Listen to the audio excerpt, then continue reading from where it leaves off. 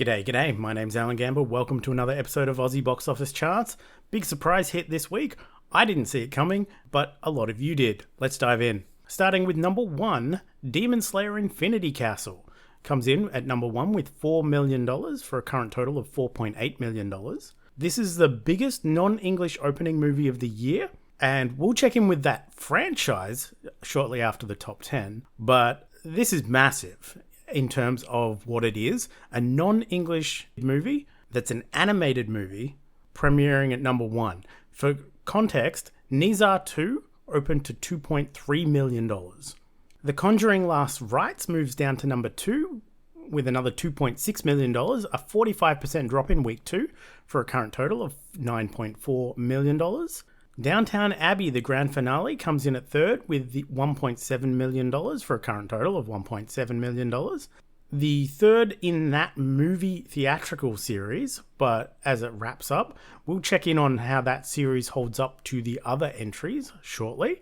The Roses moves down to number 4 with another $700,000, a 32% drop in week 2 for a current total of $2.8 million.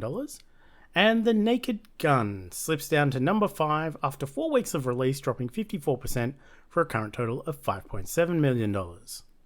Moving on to 6 through 10, The Long Walk opens in 6th with $300,000 for a current total of around $300,000.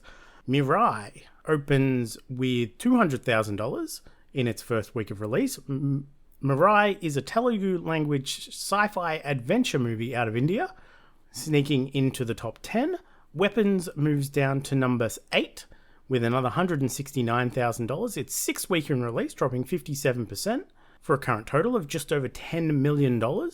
For a horror movie, that is really good. At number 9, Freakier Friday with another $100,000. It's 6 week in release, dropping 55% for a current total of $6.4 million. And rounding out the top 10, Toy Story, the 30th anniversary, brings in $114,000 over its opening weekend, rounding out the top 10. Opening outside of the top 10 that we flagged last week as upcoming releases, Splitsville, surprisingly, opened in 12th position, Sketch opened in 13th, and Lesbian Space Princess opened in 22nd. Those were far more limited releases than I expected them to be, but that's why they're lower amount. That is our top 10 for this weekend. Let's dive into some of those specialty charts. Okay, it was number 1, so let's start with Demon Slayer. The theatrical releases, there have been 4 theatrical releases of Demon Slayer movies in Australia.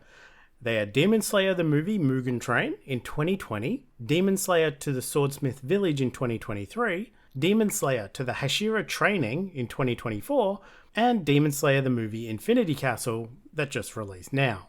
Here are the openings weekends of those movies. Mugen Train in 2020 opened to $1.8 million.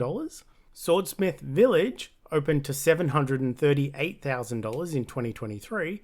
In 2024, Hashira Training opened to $791,000. That is remarkably consistent. And then Demon Slayer the movie Infinity Castle opened to $4 million in opening weekend. That is incredible for that franchise. I think that overwhelmingly says this is a successful franchise and this is going places. I think I'm going to have to go check it out because that number speaks volumes. Let's move on to a flip side of the story with Downtown Abbey. Downtown Abbey, on the other hand, opened in 2019, the first theatrical movie, to $3.2 million. Now, that was pre-COVID, so box office market was a little different. Downtown Abbey: A New Era in 2022 opened to $1.8 million. And then Downtown Abbey, the grand finale, just now, opened to $1.7 million. Again, remarkably consistent audience for these movies, just not what they used to get back in 2019. So this is how that franchise is looking. Lucky it's a grand finale because it's not going up. Let's take an updated look at the Conjuring franchise with the success of The Conjuring Last Rites, having brought in $9.4 million after 2 weeks of release. Look how this is stacked up. And let's flip this to highest to lowest so you can see exactly where it sits. The Conjuring Last Rites, after 2 weeks of release, is currently third highest total gross in Australia. So in the Australian market, the only two Conjuring movies that have brought in more money during their entire box run is The Conjuring 2 in 2016 and The Conjuring The Devil Made Me Do It in 2021. This is at 9.4 million after 2 weeks. The Conjuring Last Rites is going to beat both of those. It is going to be the highest grossing in Australia. So good job on that Conjuring franchise. They are not going away anytime soon. Another week with no major changes on the 2025 top 10 for the Australian box office, which is top 10 of all 2025 releases, of all 2025 theatrical releases. So a Minecraft movie stays at number 1 with a whopping $56.2 million. Lilo and Stitch at number 2 with $34.3 million. Jurassic World Rebirth at number 3 with $31.4 million. How to Train Your Dragon at $30.3 million at number 4. And at number 5, hot on its heels still, at $30.0 million is F1 the movie. At number 6, we have Superman at $24.8 million. At number 7, we have Mission Impossible The Final Reckoning at $23.6 million. Paddington in Peru sits at number 8 with its $17.8 million. At number 9, The Fantastic Four sits ever so slightly behind Paddington in Peru at $17.8 million. A few $1,000 difference between those two movies. So by next week, Fantastic Four should drop that down unless it ends its release. And rounding out the top 10 is Bridget Jones' Mad About the Boy at $16.5 million. Taking a look at what's upcoming this week, first up, 18th of September, we have The Bad Guys 2, the sequel to the 2022 movie, once again directed by Pierre Perifel and written by Ethan Cohen, with most of the same cast. We have A Big, Bold, Beautiful Journey, a new movie from Kannada, written by Seth Rice. It's a romantic drama starring Colin Farrell, Margot Robbie, and Phoebe Waller-Bridge. In limited release, so check your smaller and indie cinema chains, we have Kangaroo, a new Aussie family comedy directed by Kate Woods, based on the Melina Macheta novel and starring Lily Whitley, Ryan Kaur, and Rachel House. We also have Jolly LLB 3, a Hindi language comedy out of India, written and directed by Subhash Kapoor, the third entry in the Jolly LLB franchise that started back in 2013. Moving on to streaming, for new releases we have Black Rabbit, a new crime drama miniseries on Netflix from creator Zach Balin and Kate Sussman, starring Jason Bateman, Jude Law, and Troy Kotsur. And this releases on the 18th of September on Netflix. In returning series, Gen V returns for its second season on Amazon Prime. After a bit of a delay thanks to all the strikes, Season 2 kicks off on the 18th of September with its first 3 episodes. And also returning is The Morning Show on Apple TV Plus for its 4th season, also on September 18th. I've not gotten around to this one yet, but it is on my watch list as I hear nothing but good things, and you can catch that 18th September on Apple TV Plus.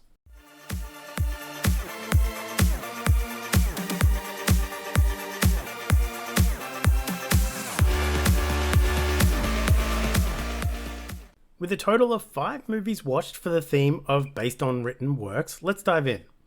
First up was Queen of the Ring from 2025, directed by Ash Adviltsen and starring Emily Rickards, Josh Lucas and Walton Goggins, as well as Francesca Eastwood, based on the book Queen of the Ring, Sex, Muscles, Diamonds, and the Making of an American Legend by Jeff Lean, a movie about the origins of women's wrestling in America during the 40s through to the 70s, and Mildred Burke, a single mother who pushed her way into it to become the queen. A solid, if not fairly generic sports movie, but with an interesting subject matter and star with some great performances from the leads and supporting roles. Next up was Spontaneous from 2020, directed by Brian Duffield and starring Catherine Langford, Charlie Plummer, and Haley Law. Based on the book Spontaneous by Aaron Starmer, a typical teen high school romance drama with the twist of being a black comedy when students start just exploding. Not every black comedy works for me, but I really like this one.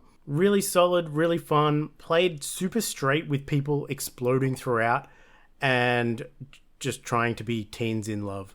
It was a great contrast. It was an analogy for some great things, and I think it did it really well. Next was Zodiac from 2007, directed by David Fincher, starring Jake Gyllenhaal, Mark Ruffalo, and Robert Downey Jr., with many, many other names. Based on the Zodiac books by Robert Graysmith. A rare David Fincher movie that I had not seen, so it was great to get it ticked off the list, about the titular Zodiac killer with his puzzles and media sensation that was in the 60s and 70s. Great movie, great escalation, great document vibes. Moving on was The Perfect Storm from the year 2000, directed by Wolfgang Peterson and starring George Clooney, Mark Wahlberg, Diane Lane, and John C. Reilly. Based on the book The Perfect Storm by Sebastian Junger, telling the story of the Andrea Gale in October 1991, when Hurricane Grace and a northern weather front merged. A solid enough movie that could have been a lot better if it was shorter and more focused,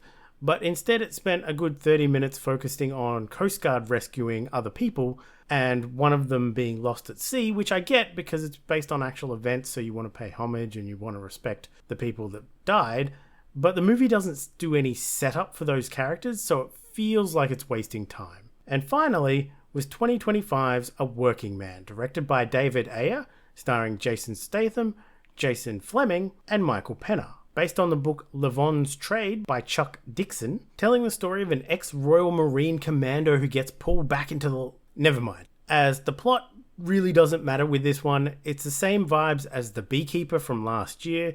Jason Statham gets to have revenge, and he does so. Pretty much you get what you expect with this one. A solid action movie, nothing too amazing, but not a waste of your time if you like this type of movie. And that was what I watched this week. For this week's challenge, the theme is 1990s. So things that are set in or made during the 1990s. Fairly easy one. Let's dive straight into my shortlist. My shortlist consists of things like Slumdog Millionaire, Better Man, Super Mario Bros. There's a lot of bad movies here. Cool as Ice, Batman and Robin.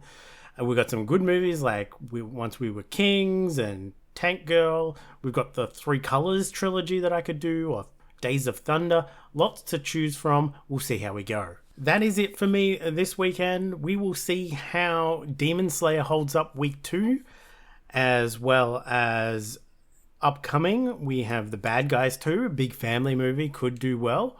We've got A Big Bold Journey that I'm going to try and catch on the weekend, so we'll see how that goes. I don't expect it to be landing at number 1, but I might be able to fit that into my schedule this weekend. So next weekend, tune in and we'll see how The Bad Guys does going head to head with Demon Slayer. Can it knock it off, or will Demon Slayer hold number 1 for 2 weeks in a row? We'll find out. But that is it for me this week. Tune in next week where we do all those things. Watch my movies. Bye!